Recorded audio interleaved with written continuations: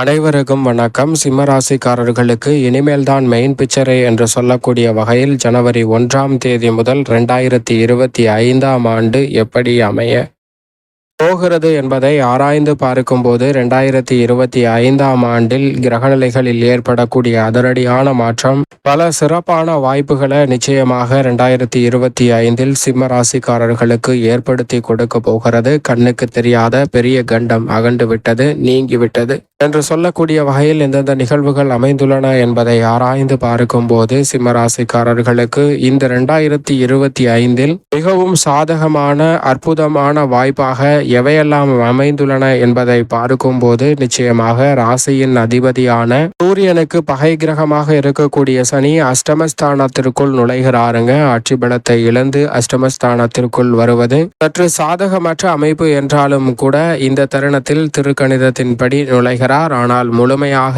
மிகவும் வலுவாக 2026 மார்ச்சில் இருந்துதான் அமரப் போகிறார். எனவே அஷ்டமஸ்தானத்திற்குள் சனி நுழைந்தாலும் கூட பெரிய அளவிலான சிக்கல்களை பொருளாதார ரீதியாக சந்திப்பதற்கான சூழல் எழாது. ஆனால் அதே வேளையில் உறவுகளை கையாளும் போது அதிக கவனம் நிச்சயமாக தேவை என்பதை திட்டவட்டமாகவும் தெளிவாகவும் துல்லியமாகவும் சனி உறுதிப்படுத்துகிறார். ஆனால் மற்ற கிரகநிலைகளின் அமைப்பை பொறுத்தவரைக்கும் அஷ்டமத்தில் இருக்கக்கூடிய ராகு சப்தமஸ்தானமாகிய 7ஆம் இடத்திற்குள் நுழைகிறார். எதிர்பார்ப்புகளை பூர்த்தி செய்யக்கூடிய 7ஆம் இடத்திற்கு ராகு வருவதும் அவருடைய சப்தம பார்வை ஜென்ம ராசியில் சஞ்சரி கூடிய கேதுவின் மீது படுவதும் எதிர்பார்ப்புகளை மிக சிறப்பாக பூர்த்தி செய்வதற்கான யோகத்தை நிச்சயமாக ஏற்படுத்தி கொடுக்கிறது. கேது ஜென்மராசியில் அமர்ந்திருப்பதால் சில எதிர்மறையான எண்ணங்கள் தோன்றலாம். ஆனால் ராகு அஷ்டமத்தை விட்டு விலகி சப்தமத்தில் நுழைந்திருப்பதால் எதிர்பார்ப்பதை காட்டிலும் பல அதிரடியான நல்ல மாற்றங்களை நிச்சயம் சிம்மராசிக்காரர்களுக்கு ஏற்படுத்துவார். ஏனென்றால் ஒரு வகையில் தனிக்கு நட்பு கிரகமாகவும் ஆட்சி பலம் பெறக்கூடிய அளவிற்கு சிறப்பான நன்மைகளையும் இந்த சப்தமஸ்தானத்தில் அள்ளி கூட பாருங்க சிம்மராசிக்காரர்களுக்கு. ஆனால் இதை விட மிக அதீத நன்மைகளை அள்ளி கொடுக்கக்கூடிய வலுவான அமைப்பில் மிக வலுவாக குரு லாபஸ்தானமாகிய 11இல் நுழைகிறார். மற்ற ராசிக்காரர்களை காட்டிலும் முதன்மையான அதிர்ஷ்ட யோக வாய்ப்புகளை முழு சுபகிரகமாக இருக்கக்கூடிய குரு அள்ளி கொடுக்கக்கூடிய லாபஸ்தானத்திற்குள் நுழைவது வாழ்வில் எப்பேற்பட்ட தடை தாமதம் ஏற்பட்டாலும் அனைத்தையும் தவிடுபடியாக்கி லாபத்தையும் நிறைவான வளர்ச்சியையும் பெற்றுக்கொள்வதற்கான யோகத்தை நிச்சயமாக உருவாக்கி கொடுக்கிறார்.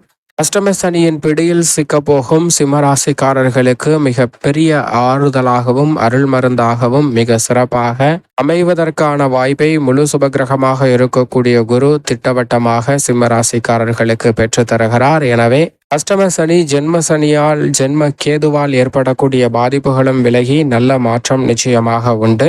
ராசிக்கு சகாயமானவராக இருக்கக்கூடிய செவ்வாய் இந்த வருடத்தின் துவக்கத்தில் விரயத்தில் சஞ்சரிக்கிறார். அதற்கு பிறகு ஜென்மம் 2, 3, 4, 5, 6 என பல இடங்களில் வரம் வர போகிறாருங்க. செவ்வாயினுடைய அமைப்பு இந்த வருடம் முழுவதுமே நிறைவான வளர்ச்சியை அள்ளி கொடுக்கக்கூடிய வகையிலும் விவசாயத்தில் புரட்சி என்று சொல்லக்கூடிய வகையில் சிம்மராசிக்காரர்களுக்கு நல்ல வாய்ப்பை சிறப்பாக ஏற்படுத்தி கொடுக்க போகிறாருங்க. அசையும் அசையா சொத்துக்கள் வாங்குவதற்கான யோகமும் உண்டு. இது மட்டுமல்லாது சுக்கிரன், சூரியன் மற்றும் புதன் இந்த கிரகநிலைகள் 12 இடங்களிலும் மாறி வலம் வர போகின்றன. சந்திரனை பொறுத்தவரைக்கும் 12 இடங்களிலும் 12 அல்லது 13 முறை வலம் வர போகிறாருங்க. எனவே நினைப்பதை காட்டிலும் துரிதமாக பல பணிகள் நடைபெறுவதற்கான சூழல் வலுவாக கிடைக்கிறது. இப்படி நவ கிரகநிலைகளின் அமைப்பும் இருக்க இந்த வருடத்தில் நீங்கள் எதிர்பார்ப்பதை காட்டிலும் பல வளர்ச்சி நிறைவாக கிடைக்கும். கண்ணுக்கு தெரியாத பெரிய கண்டம் நீங்கிவிட்டது என்று சொல்லக்கூடிய வகையில் உதாரணமாக ஒரு நபர் இருக்கிறார். அவருக்கு மிகவும் பசியாக இருக்கிறது என்று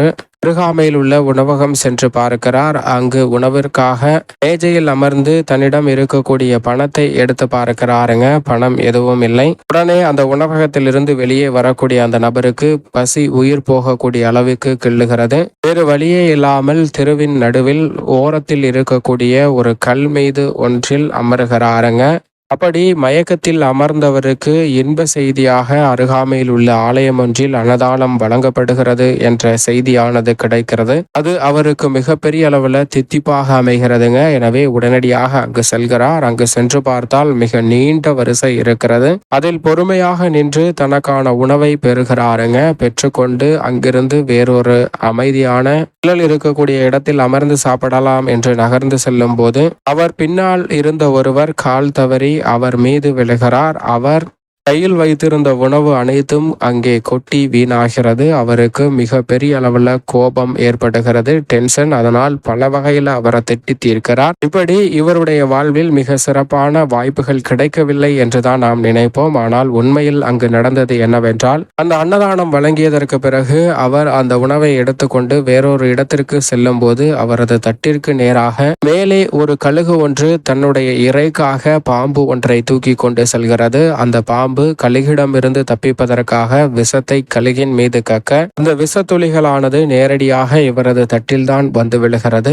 அப்படி விஷம் விழுந்த அந்த சாப்பாட்டை தான் பின்னால் இருந்த நபர் தட்டி விட்டாருங்க. ஆனால் இது அவருக்கு மிக பெரிய அளவுல கண்ணுக்கு தெரியாத கண்டம் அங்கு விலகி இருப்பதை உறுதிப்படுத்துகிறது. இதுபோன்றுதான் சிம்மராசிக்காரர்களுக்கு அஷ்டம சனியின் பிடியில் சிக்கும் போது முழு சுபகிரகமான குரு லாபத்திலும் பல கிரக நிலைகள் சாதகமாக விளம்போது கண்ணுக்கு தெரியாத மிக பெரிய அளவிலான கண்டங்கள், பொருளாதார ரீதியான சிக்கல்கள் முற்றிலுமாக விலகும். சனி பகவான் மிக வலுவாக அஷ்டமத்தில் அமர்ந்தாலும் கூட குடும்பத்தில் வருமானத்திற்கு எந்தவிதமான பஞ்சமும் இல்லாத வகையில் பார்த்து கொள்வாருங்க.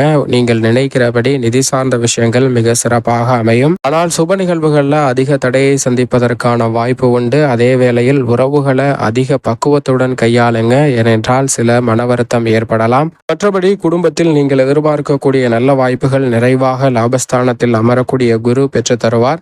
உத்தியோக ரீதியாக சனி அஷ்டமத்தில் இருந்தாலும் சப்தமத்தில் ராகு இருப்பது, குடும்பஸ்தானத்தை விட்டு கேது விலகி ஜென்மராசியில் இருப்பது என அனைத்துமே உங்களுடைய பொறுமையை நிதானத்துடன் மேலும் செயல்படுவதற்கான வாய்ப்பை ஏற்படுத்தி கொடுக்குங்க. எதிர்மறையான எண்ணங்கள் ஏற்படும் போது மட்டும் விழிப்புணர்வுடன் இருந்தால் போதும். உத்தியோக சார்ந்த பணிகள் அனைத்தும் தங்களுக்கு மகிழ்ச்சி நிறைந்தவையாகவும் இனிமேல் தான் மெயின் பிக்சரே என்று சொல்லக்கூடிய வகையில் 2025 நல்ல நிரந்தர வாய்ப்பு உள்ளிட்ட பல மாற்றம் உண்டு. தொழில்துறை வியாபாரத்துறையில் மிகப்பெரிய அளவுல கடுமையான போட்டிகள், நெருக்கடிகள் அனைத்தையும் சமாளித்து லாபத்தை உயர்த்தி கொள்ளக்கூடிய வகையில் பல சந்தர்ப்பம் நிறைவாக அமையும். திட்டமிடுதலை காட்டிலும் உச்சபட்ச வளர்ச்சியும் நிறைவும் நன்மையும் இந்த தருணத்தில் நிச்சயமாக சிம்மராசிக்காரர்களுக்கு உண்டு. கலைத்துறையின் நாயகன் என்று சொல்லக்கூடிய சுக்கிரனின் ஆண்டாகவும் பார்க்கப்படுகிறது. எனவே கலைத்துறையில் வருமானத்தை உயர்த்தி கொள்ளக்கூடிய வகையில் நல்ல வாய்ப்புகள் எந்தவிதமான தடையும் இன்றி சிறப்பாக உங்களை வந்து சேரக்கூடிய ஒரு அற்புதமான ஆண்டாக அமைய போகிறது. அரசியல் சார்ந்த பணிகளிலும் திட்டமிட்ட பணிகளில் நல்ல முன்னேற்ற வாய்ப்புகளை நிறைவாக சந்திக்கலாம். மாணவ மாணவியர் கல்வி சார்ந்த பணிகளிலும் நல்ல வளர்ச்சி உண்டு. அசையும் அசையா சொத்துக்கள் வாங்குவதற்கான யோகமும் உண்டு. விவசாயம் சார்ந்த பணிகளில் நல்ல வளர்ச்சியையும் முன்னேற்றத்தையும் மிகவும் சிறப்பாக சந்திப்பதற்கான முதன்மையான அதிர்ஷ்ட யோக வாய்ப்புகள் நிறைவாக கிடைக்கக்கூடிய ஒரு அற்புதமான தருணமாகவும் அமைகிறது சிம்மராசிக்காரர்களுக்கு.